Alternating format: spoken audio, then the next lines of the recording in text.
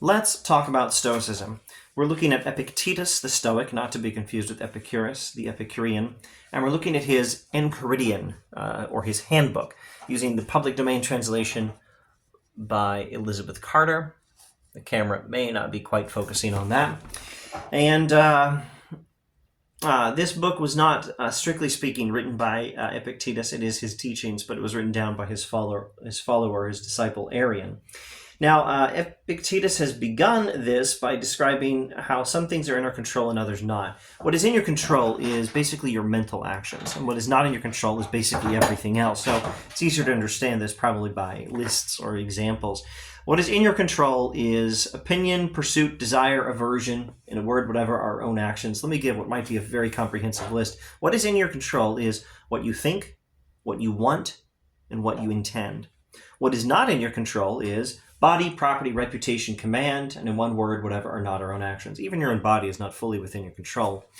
Let's just list some things then. Maybe a more thorough list, maybe not. Hopefully a clearer list. What is not in your control is everything that's not what you intend, what you desire, what you think. What is not in your control is money and possessions in general. What is not in your control is power. What is not in your control is fame or reputation. What is not in your control is what happens to your body. What is not in your control is what other people think. What is not in your control is political circumstances. So now Epictetus says, work therefore to be able to say to every harsh appearance, you are but an appearance and not absolutely the thing you appear to be. And then examine it by those rules which you have, and first and chiefly by this, whether it concerns the things which are in our control or those which are not, and if it concerns anything not in our control, be prepared to say that it is nothing to you. So everything that looks bad to us usually only looks bad, and what it actually is something not in our control that we don't need to worry about, at least usually. So look at every appearance of something bad and say of it, it's just a thing that looks like something, and it looks like something bad, but what actually is it? And then examine it first by this rule. Is it one of those things in your control or one of those things that's not? And if it's not, then be prepared to say, it's okay. It's nothing to me.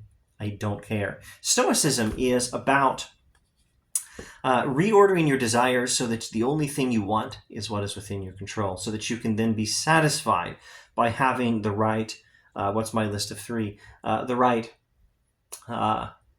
things you think, things you want, and things you intend. So maybe a couple of examples would be in order.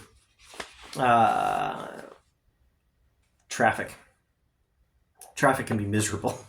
Traffic is not supposed to be miserable. It's miserable because you think it's something in your control, and it's not, and you're worried about what is not within your control, and you shouldn't be. The weather, political circumstances, someone you care about dying, your body not working as well as you would like it to through no fault of your own. How much money you have. You don't have the job you wanted. All of these things are things not within your control. Be prepared to say of all of them that they are nothing to you.